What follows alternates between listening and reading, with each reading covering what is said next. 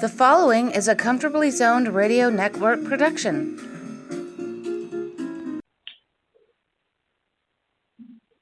Thank you, Tally Olson.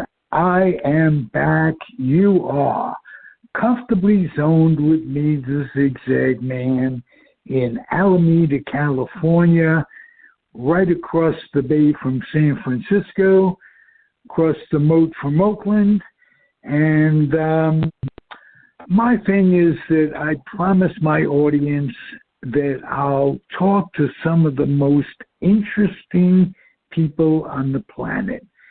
Today is no exception. I don't know him well, but what I do know, he's an interesting guy. He's a former major league pitcher in not only the National League and the American League, but the Japanese League as well. And he's involved in coaching kids, and the future of baseball revolves around feeding the passion. And you've got a lot of passion. Kip Gross, how are you? I'm good. How are you doing today? Good. Looking forward to chatting with you. What year did you turn age 12? 12? That would have been 1976. I turned 12. All right. Right in the heart of the Yankee dynasty. I don't know who you grew up rooting for. How did you get to baseball? Who brought you to the game? Both on the field yourself, and what experience do you have of baseball as a sport to follow? Well, it's interesting with me because I grew up in a real small town in western Nebraska, a town called Gering, Nebraska, and there's not much going on out there. So the baseball in the summer, we only played in the summer, in the Little League, and then you played in American Legion when you got a little older, and there's Babe Ruth in between. But I look back on it all the time, and I think about why I got into baseball for the most part. And I always wanted to be like the older kids for whatever reason. I always hung around the older kids, and when they were playing baseball, basketball, football, whatever, I always wanted to get in there and mingle with them and show them what I could do. I was a little bit bigger for a while for my age when I was growing up, and so I could hold my own with everybody. And I just always happened to have a really good arm, and I could always hang with everybody. And so just by hanging out with them, playing 500, and tackle football and all those different things. Had a basketball court right down the street from us. I still remember his name. Mr. Cordum owned this house with a driveway that had a basketball court on it, and he'd leave the lights on for us at nighttime, and we'd all go there and play. And it was always, I was one of the younger guys always there. Never had the younger kids. I was always the youngest. And so, it was just one of those competitive drives that you have inside you that make you want to play. And so as I got older, I always wanted to be like the older guys, just older than me, and I always looked up to the older guys too, but it was more of me just wanting to be like the next class ahead of me and the next class after that and competing with them. So that's pretty much how I got into the game of baseball. And I've always loved it. It's just something that I had a passion for. Kip, who gave you that competitive drive that you talk about? Didn't just come from nowhere. Well, I think it was because I was the youngest of three kids. Okay. My oldest brother, he played baseball. He was pretty decent at it. Then my next brother, he was really competitive. Wasn't the greatest athlete by any means, but he was always pretty competitive. And then I was just, what didn't matter if it was just baseball. It didn't matter what we were doing. If we were boxing in the living room, or if we were, playing lawn darts in the lawn or whatever, I always just wanted to win. And I always wanted to be the best that I could be at anything I ever did. And so that's kind of where it came from. It wasn't anybody ever pushed me per se. I just always wanted to be better than the other guy. And so it's just, I don't know if it's ingrained in you, if you're born like that, whatever, but I think it had a lot to do with my brothers and just always hanging out with the older kids and wanting to be like them and beating them if I could. I remember I used to be the bat boy when I was like 13 years old for the American Legion team. And I'd actually travel with them. They'd give me the meal money, all that stuff. And I was just the bat boy. And it came down one time where they were short a player. And so they actually put me into shortstop when I was 13 years old, 13 or 14. And I was playing on a 17 and 18-year-old team. And wow. That's when you kind of knew there was something going on with you, that they actually had the drive and wherewithal to actually put me in the game. So at that point in time, I thought, there might be something here doing that. So yeah, when you put me in shortstop, I was like, whoa, shortstop? You're not going out right field like all the other kids are. But it was kind of fun. It was only one game, Mm-hmm. but there I was again with the older kids, always wanting to compete. Did playing the other sports year-round contribute to your success as a major league pitcher? Or when you look back, if you were to save some for your career, that type of thing, would you recommend a kid playing all sports? Well, this might come to a shocker to you and whoever's listening, but I didn't play one sport in high school. I didn't play any. We didn't have high school baseball where I came from, and I needed to work to make money so I could survive a little bit, because that didn't come from my dad. So I always had to have a job. And so the high school team, football, they always wanted me to come out and be quarterback, but I didn't, at that time, I didn't like how they ran the football program, and I didn't really like what they were doing with the coaching staff and all that. So I didn't play. And it actually hurt me a little bit, because a lot of the teachers and administration I didn't get along with in high school, just because of the fact that I didn't play any sports in high school and I was so athletic. But, I would highly, highly recommend playing any other sport besides baseball during the year. Just, play baseball for so many months and go on to the next one, and then go on to the next one, play some basketball, play some football, soccer, whatever you want to play, and get out there and have fun. I coached high school baseball for 5 years. And the reason I got the job was because the former coach in front of me got in a fight with the track coach. And the reason they got into a fight was because the track coach was trying to steal players from the baseball team. And so when they interviewed me, I told them, I said, I'm wanting my baseball players to go be on the track team. I want my baseball players to go play football and basketball. And they're looking at me like, really? I said, yeah. I said, why would a kid in high school not want to play all the sports he can play? I said, it's going to probably be the last sports they ever get to play in their entire life competitively. So why would I want to take that away from a kid? And so I did that. That's the job, basically, yeah, right? Well, I had the job before I even walked in the place, because I played. I mean, right away when I walked in, they told me you're very qualified. And I said, whoa, what do you mean I'm qualified? They said, well, Kip, you played in the big leagues. You played professional baseball for 16 years. I said, guys, I've never coached a high school baseball team. I'm way underqualified for this. And, I just always like to look at things realistically. And I don't get me wrong. I went in and we had a really good time. Third year in, we won the whole CIF in the state of California, won the whole thing. But it was, I let those kids play, and I let them be athletes. And that's in today's game. You just don't see it. The coaches take over the kids these days. They get so many signs. They tell them when to throw over. They tell them what pitch to throw. They tell them when to swing, when not to swing. I coached my kids up in practice for hours, over the years I played, when they played, Mm-hmm. And I just told these kids, we're going to have 4 signs. I'm going to give you the bunt, we're going to give you the hit and run, going to give you the steal, and we're going to give you the delayed steal. That's the only 4 signs I'm going to have. And when I put it down, I expect you to do it. Other than that, be an athlete, be the best athlete you can be, and let's have some fun out here. And, you go to some of these travel ball tournaments and whatever, where these other teams are all playing, and it really gets to you watching these coaches, how they scream at kids, and they take total control over them. And if they strike out, they get on them, whatever. Baseball is not an easy sport. It's probably one of the hardest sports out there. And you've got to really have mental aptitude to play the game. You just can't, be athletic and go out and play. You got to learn how to play the game.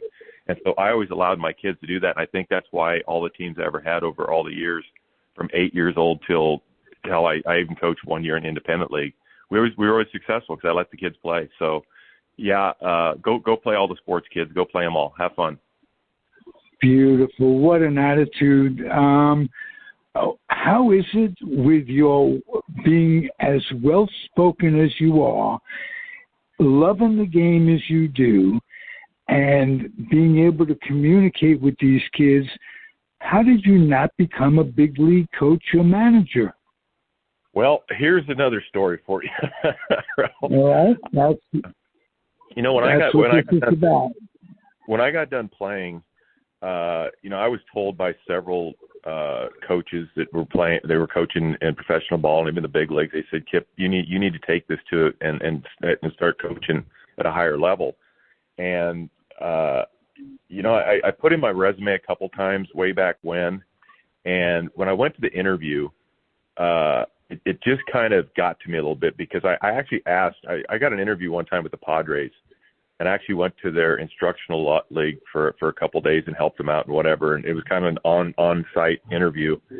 And when we sat down and actually did the real interview one-on-one, I asked them straight up. I said, "Am I going to be able to coach here, or are you guys going to tell me how to coach?"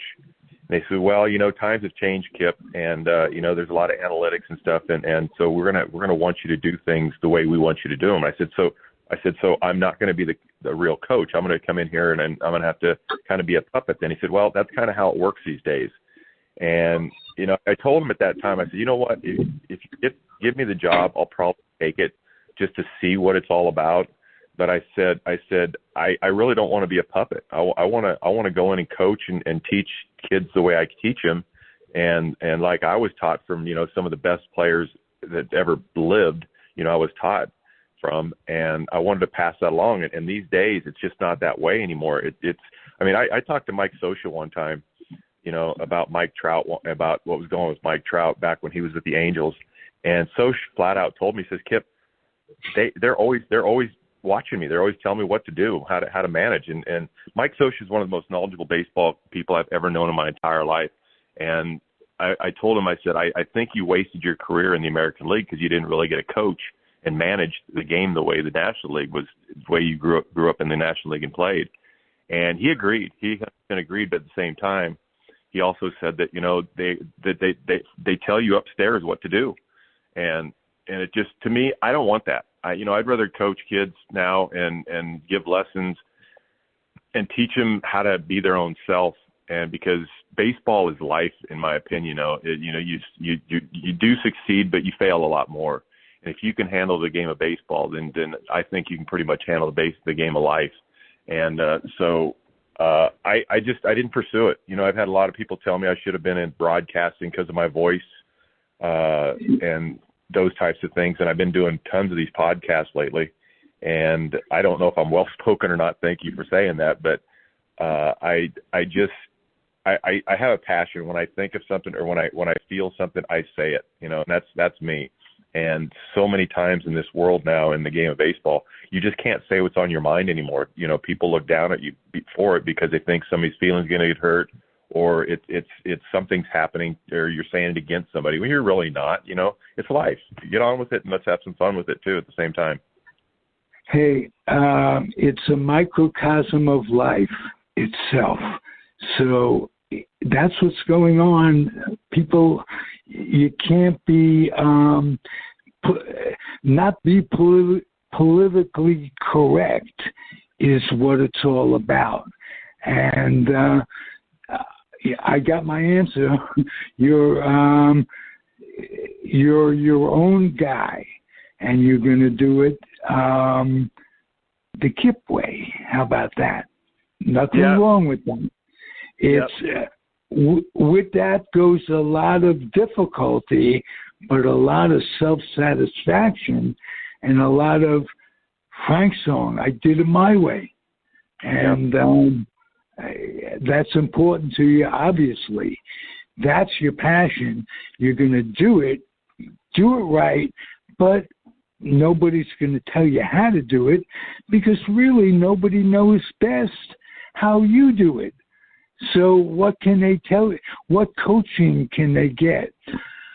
Who is the best coach you had? I'll digress. In the minors that got you to the big leagues.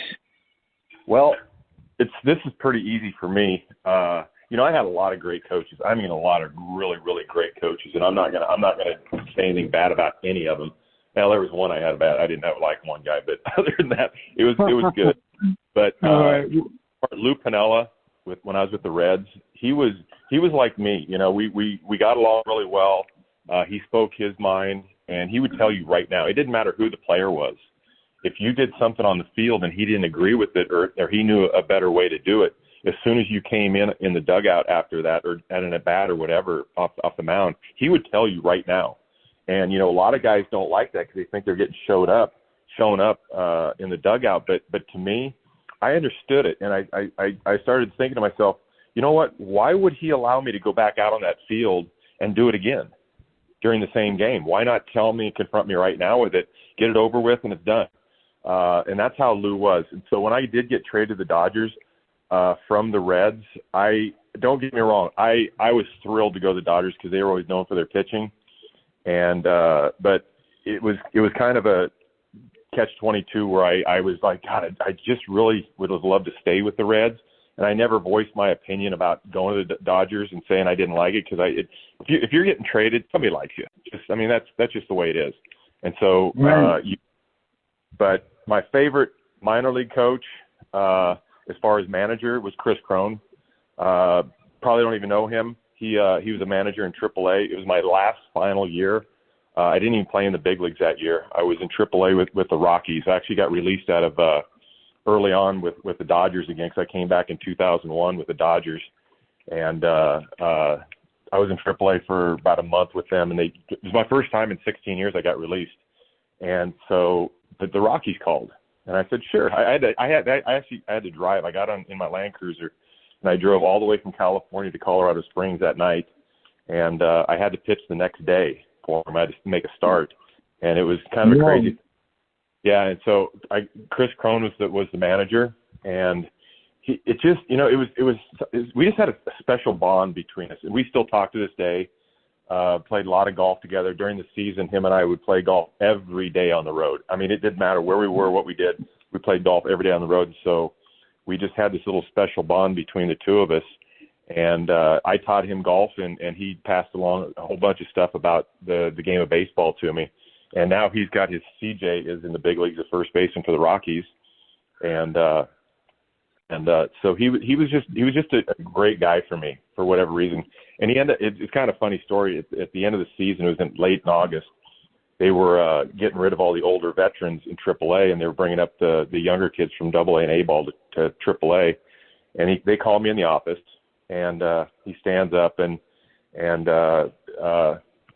they say to me, "Hey, Kip, sooner or later in a career." And I said, "Guys, I know you're getting rid of me. It's fine, no big deal." I actually stood up and I thanked both him, Chris Crone, and Jim Wright, who was the pitching coach. I actually shook their hand and said, "Thank you for this opportunity."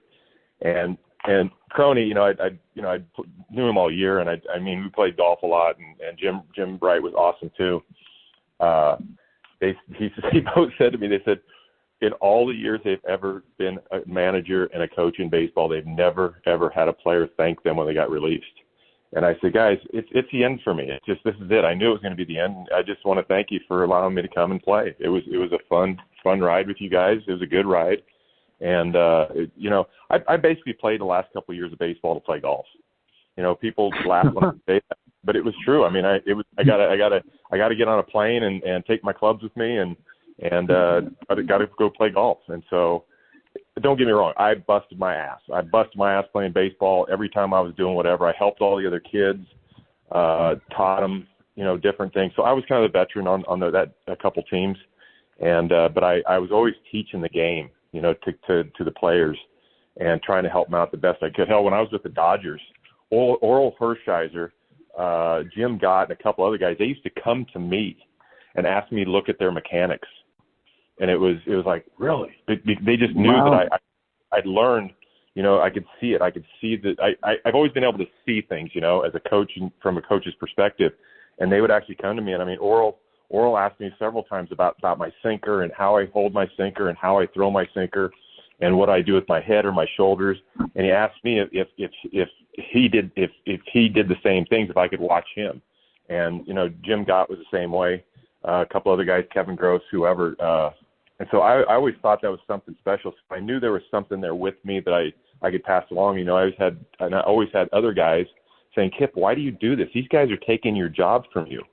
And I'm like, but it's all a team game. I've always been a team player. I've never been a selfish guy, and it's never been about me. And so, if I can pass something along and help a team win, I'm gonna help the team win. And that's just the way it goes with me. There's it's too bad there's not a progressive head of organizational head like general manager, say, who could recognize that in you as a job applicant. Somewhere along the line, there should be somebody that said, we are going to make this guy, bring him up. Instead of making him a minor league pitching coach, make him the head of pitching coach development. And let him go. And instead of having the job, let's make a job that fits Kip. How about that? Well, like I was just saying a little while ago, though, the game has changed so much where they just don't allow the coaches to do that anymore. They want everything to be their way, and there is no other way to do it than their way. And so that's what I'm saying as far as teaching proper mechanics, teaching how to pitch, getting in the minds of the pitchers and the hitters and all that. They have their own mindset right now. Like right now, they want hitters to hit home runs. They don't care what their batting average is as long as they hit home runs, and they think that's the way it works now. But the game, to me, watching it on TV, and my son and I, we go to games quite a bit here in Phoenix, watching the Diamondbacks play. It's just hurts me. It doesn't really hurt me, I shouldn't say it. It just makes me feel like all those years, all these players from back when Babe Ruth and Ty Cobb and back in the day, how they played the game so fundamentally sound. I played in Japan for 5 years, and I never ever witnessed better fundamentals than I did playing in Japan. And it was the reason they were so good at the fundamentals because they practice it daily. And then you come over here and you watch what they do over here. Hell, they don't, it isn't that way, Ichiro Suzuki, when he got signed over here with Seattle, the press called me. I had several interviews about him because I was over there in Japan. And they said, what do you think about Ichiro? How's he going to do over here in the States? I said, well, let me tell you one thing that Ichiro is definitely going to do. Whoever had that Gold Glove before he did, it's gone. Ichiro is going to win that Gold Glove. I guarantee he will. I said, why are you so confident about that? I said, because he plays the game so fundamentally sound, it's ridiculous. Every day, this is true, in Japan, every day before the games, the outfielders throw balls to the bases, especially home. They do it every day. They practice everything that could occur in that game. So when I was in Japan, you weren't necessarily in scoring position at second base because the outfielders threw the ball on a dime to home plate. I mean, just turn on a game today and watch when they throw a ball to home. I mean, if it's within 10 feet of the plate, they did pretty good. You very rarely see that. And the other thing that I really, really always saw as far as the fundamentals is they work on everything daily. Double plays, ground balls, fly balls to the outfield. It's not just something they do, during batting practice. They come out early every day. They have something they're doing. A lot of it to me is busy work. Don't get me wrong. But at the same time, they're still working on being the best player they can possibly be, fundamentally sound. And, like I was saying, you turn on a game today and you watch the outfielders. They'll go pick up a ball and they'll turn the wrong way. They'll turn to their arm side instead of the opposite side where you can get rid of the ball quicker. The footwork just isn't there. And my son, he actually gets on me sometimes. I said, Dad, can we just enjoy the game today? And I said, Tucker, it's just hard for me to enjoy it sometimes watching a guy miss the cutoff man. The best the world don't do. Okay, I'm just a quick little story here about this year. I was telling my son, I said, we went to a game one time with the Diamondbacks. There was 4 wild pitch pass balls. I don't know what they were because catchers are all on their knees now. So what do you call them, pass ball or wild pitch? There was 4 in the game. And I told my son, I said, Tucker, I said, when I was playing from AAA to the big leagues, if you probably saw 4 wild pitches or pass balls or pass balls by a catcher during the season, during the entire season. Don't get me wrong, pitchers have – I'm talking, the wild pitches in front of the catcher. I'm not talking the ones that, they zoom whatever. I'm talking the ones where the catcher could actually block the ball. You just don't see it anymore because the fundamentals aren't anymore. So it's a different game. And, yeah, I know I could coach. I could do whatever. But at the same time, I just always had to do it my way. And that's just kind of how it is. Beautiful. You'll be a continued guest because you have a mind of your own. And that's what podcasting is about. A good podcaster finds guests like that. And I'm thrilled from that standpoint that you seem to be enjoying yourself because I'm giving you a format to speak your own. And that says it all. So I'm hoping you come back. Few more questions. How did you first learn that you were going to be a big leaguer? That, in other words, did they call you in? Was it a manager, a coach, a roomer, a pitching coach? What was it that around your first big league in your head, hey, I'm a big leaguer now, they called me up? What's that about for Kip? Well, it was an interesting story. Different things just always happen to me for whatever reason. I've never really understood why I was in this position. I guess somebody tested me all the time. I don't know. But we were actually on the road in AAA. I was with the Nashville Sounds. I got traded over from the Mets to the Reds, and we're on the road. And it was raining one night, so we couldn't play. It was early in the season, and so Pete McCann was our manager. He decided, let's go to this local hitting cage and let all the hitters, get in their batting practice. So we go there, and the pitchers really don't have much to do. So I'm kind of just watching, the hitters hit and learning stuff. I always wanted to learn how the game was and how guys hit and why they hit the way they hit and whatever. So I'm over by the cages for a while, and sooner or later I got bored. That Darryl Motley was in there. Remember him? You remember him with the Kansas City Royals? Yes. And Donnie, he was there, and there's a couple other guys that were former big leaguers, and so I'm hanging out with them. Again, I wanted to be with the older guys, and then next thing you know, I'm getting kind of bored of doing that. It's about over with. So I look over on the other side of the place, and there's a basketball court, and the pitchers are over there playing basketball. So I said, hell with it. So I walked over there, and I took off my shirt or whatever. There's shirts and skins, whatever. And so I started playing the game a little bit. I wasn't playing 30 seconds. And Pete McCann, who was the manager at the time, he ended up being the manager for Philadelphia for quite a few years. He calls me up and says, Kip, you can't play. So what the hell are you talking about, Pete? Why can't I play? Everybody else is playing. He goes, well, I got to tell you, you can't play because you're going to big leagues tomorrow. He said, but you can't tell a soul. You're not supposed to know this until late tonight. Until late tonight. So you're not supposed to know this. So don't say a word to anybody. He says, don't even call your parents. And I'm just like, dude, whatever you're telling me right now, my mouth is shut. I'm not saying a word. If this is going to hurt me going to the big leagues, and I'm not going to say a word. And so I got out of the game, and it was just a weird thing. So I get back to my room, and Donnie Scott was my roommate at that time.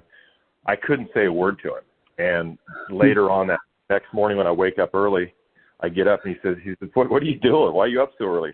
I told him, I said, hey, I'm getting called up. I got to go to Cincinnati right now. And he says, dude, I knew something was up with you last night. I knew it because you were just kind of quiet and you're to yourself. I said, I couldn't tell anybody. Pete said I couldn't tell a soul. I couldn't even call my parents. And so, but I got called up, and our first game was a rainout. So I sat in the dugout, and then I sat up on the top of the bench, and we were out there. We did our practice and everything. Went through our normal routine, and sat up there. And everybody, as soon as they called the game, all the players just went in, and there I was, just sitting out there, all by myself. I'll never forget it. I'm just sitting there like, you're in the big leagues right now. I don't care if there's a game or not. You're in the big leagues. Can I give you a Donnie Scott story? Donnie Scott, I was the tops rep on the West Coast, Northwest League, California League, and Donnie Scott was the manager of an A's affiliate. I don't remember if it was in Modesto or in Medford. Great guy. Had very few people in this world have I had human interaction with in the true sense. Donnie Scott is a guy. I hate to use a military term. If I were in the bunker, that type of thing, I'd want Donnie Scott. We share the memory of his friendship. That's nice. Yeah.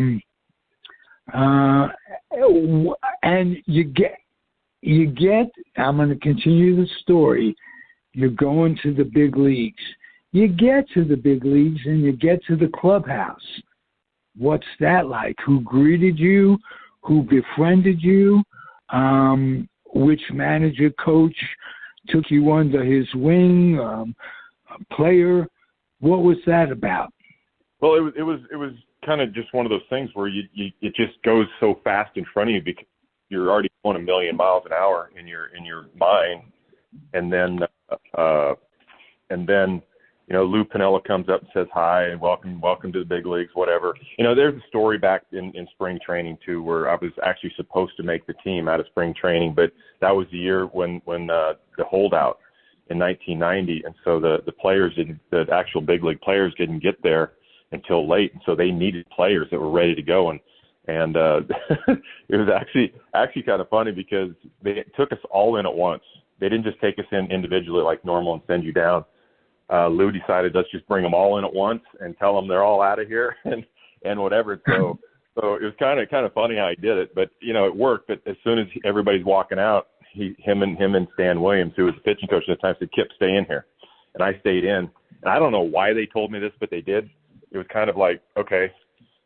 But they said to me, "Kip, we really wanted you on this team. We wanted you to be on this team, but right now the numbers just don't work out. We're going to keep an extra catcher instead." So they stayed with 3 catchers instead of an extra pitcher. But it was like, it's just a few days later, a couple weeks later, or a week and a half later, I was up in the big leagues anyway. But it was, the one guy that I really remember from that team as a pitcher was oh my God, I'm losing my mind. But Norm Charlton was just, he was so. Well, Cincinnati, yes. When I first got there, he came up to me and he told me the guidelines and what you need to do here to get around the clubhouse and get around all the people and all the players. And he just made me feel like, wow, it was really, really incredible thing for what he told me that I could do and what was expected out of me and different stuff like that. And so he was very instrumental in whatever. Barry Larkin was huge. He made everybody feel great. Tom Browning, the late Tom Browning, who passed away this last year, he's from the Midwest like I grew up, and so we got along really well. But for the most part, everybody was good. I got traded over with Randy Meyer, so obviously I knew him already.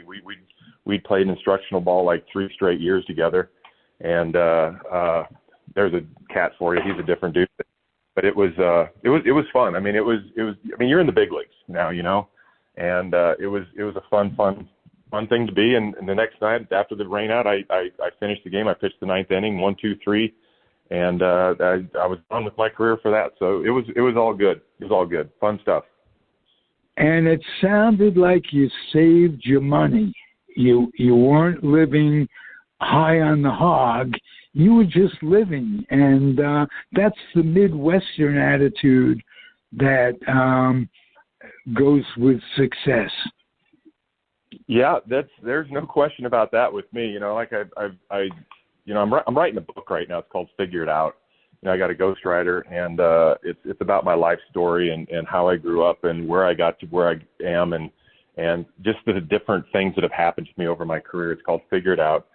And when I was like 9 years old, if I needed any clothes or anything besides what I was bought from my dad and my mom was awesome, by the way. She was the most unbelievable person on the planet.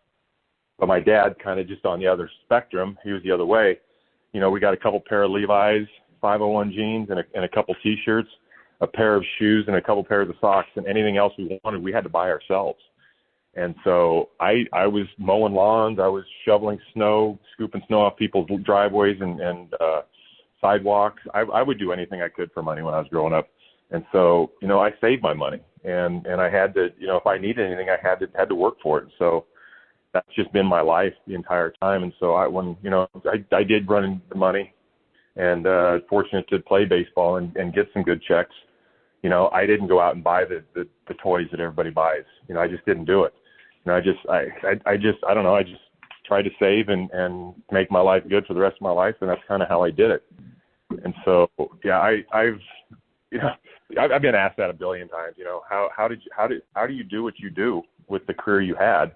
I said, first of all, I did pretty damn good in Japan. I did really good over there, and I did good over here too, no doubt about it.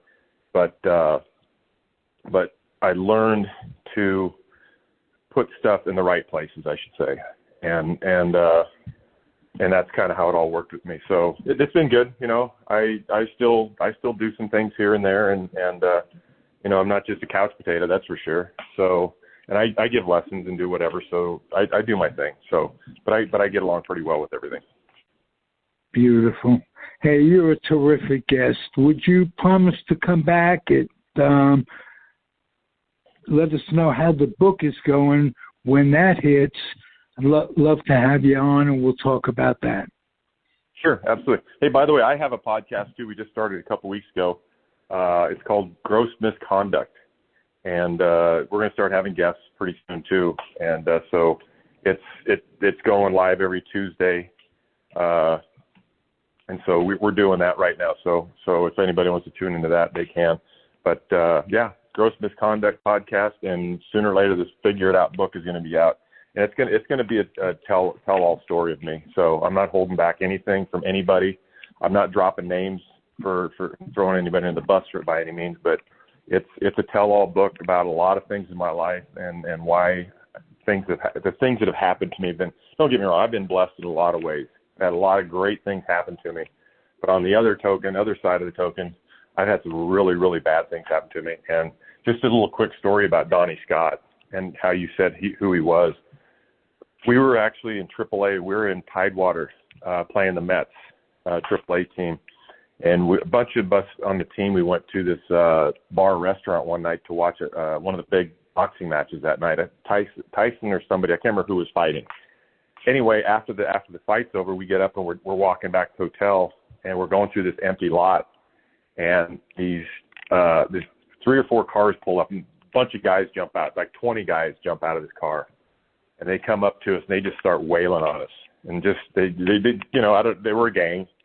And I was on the bottom of this pile, and they're beating on me, they're jumping on my neck, and they're kicking my ribs, and I mean, I'm like, this is over with. In fact, one of the guys said, just kill him, get rid of him, kill him, shoot him now. And I'm just like, oh, here we go, it's over with for me. Next thing you know, I feel this wave of people just kind of falling over me. Donnie Scott pile drive that all these guys on top of me.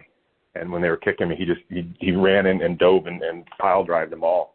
And to this day, I still think that Donnie Scott saved my life that night going back to the hotel, because I mean it was. And by the way, I got called up to the big leagues that next day, and I had to throw a bullpen in front of the manager, and then because Pete wasn't going to send me up to the big leagues unless I could throw. And so when I got to Cincinnati, I was in the clubhouse. It was Barry Larkin and myself. We were the only 2 guys in the clubhouse. And I took my shirt off, and my ribs were just unbelievably black and blue.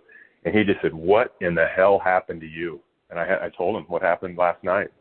And but I was always that guy. I'm gonna get it done. If it hurts, it hurts. Whatever it is. But it was just another thing in my life that have to happen. So it's going to be a good book for a lot of people to read and understand that things that happen in this world do happen, and sometimes the bad can turn into good, and sometimes the good can turn into bad. So it should be a good book for everybody to read.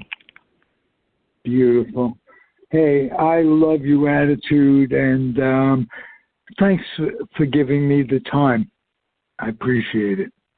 No problem. Do it again sometime. Kip Gross is the guest. Comfortably Zoned Radio is the network. I'm Ralph Tycho, pushing on the doors of life, Mark Bull, but I do some great producing. If I had Kip's pipes and my producing ability, I won't dream. Thanks again, Kip. Be well, and thank you for listening, everybody. Happy trails, and adios. The proceeding has been a Comfortably Zoned network production. You are advised to keep your dreams wet, your humor dry, your children and grandchildren out of military recruiting offices and off the laps of clerics who wear dresses. Thank you for listening, everyone. Happy trails.